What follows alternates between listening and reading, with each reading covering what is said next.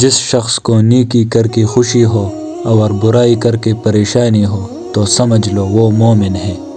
زیادہ مذاق کرنے سے انسان کی عزت چلی جاتی ہے اور لوگوں سے دشمنی پیدا ہو جاتی ہے۔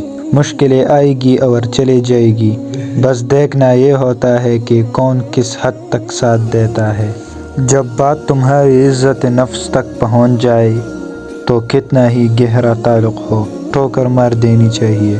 سب سے پہلے عزت ہے، تعلق تو اور بھی بن جاتے ہیں۔ انسان کو برباد کرنے میں اکثر انہی لوگوں کا ہاتھ ہوتا ہے جو گلے لگا کر کہتے ہیں ہمیشہ خوش رہو، ہر رشتے کی قدر کرے اور خوب کرے، آخر ایک ایک کر کے سب نے ہی چلے جانا ہے، پیچھے بس حسرتیں اور یادیں رہ جاتی ہے۔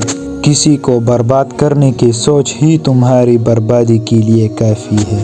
گھڑی کو نہ دیکھو بلکہ وہ کرو جو گھڑی کرتی ہے، یعنی چلتے رہو۔ لوگ رشتوں کو چھوڑ دیتے ہیں مگر بحث کو نہیں چھوڑتے۔ برے وقت کا ایک بہترین حل یہ بھی ہوتا ہے کہ خاموشی اور صبر کے ساتھ اس کے گزرنے کا انتظار کرو۔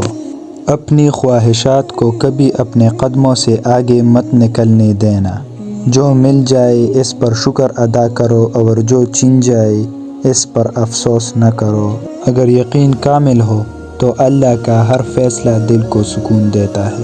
یہ کبھی مت سوچو کہ تم بہت نیک ہو، بلکہ یہ سوچو کہ تم صرف اللہ کے پردے میں ہو۔ اپنے مزاج کے خلاف بات پر مسکرا دینا لڑنے سے بہتر ہے۔ خوفناک لمحات وہ ہوتے ہیں جب ہر چیز میسر ہو سوائے ذہنی سکون کے۔ جب کسی کام کا ارادہ کر لو تو پھر اللہ پر بھروسہ رکھو، بے شک اللہ بھروسہ رکھنے والوں کو پسند کرتا ہے۔ جب نظر انداز ہونا شروع ہو جاؤ تو کنارہ کر لو، کیونکہ وضاحت کھویا ہوا مقام واپس نہیں لا سکتی، مگر خاموشی مزید تذلیل سے بچا سکتی ہے۔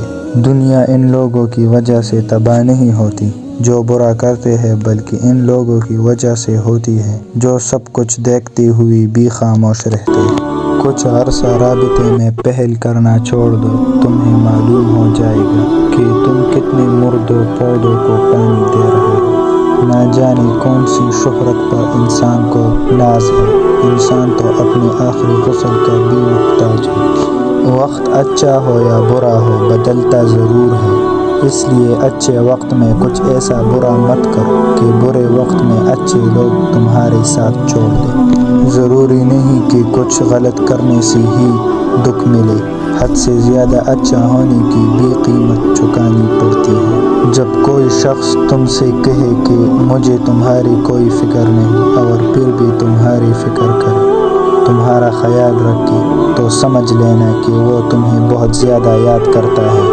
اور تم سے محبت کرتا ہے۔ حضرت علی رضی اللہ تعالیٰ عنہ نے فرمایا، مسکراہٹ روح کے دروازے کھول دیتے ہیں، خاموشی غصے کا بہترین علاج ہے، شرم کی کشش حسن سے زیادہ ہے، نامکمل علم فساد پیدا کرتا ہے۔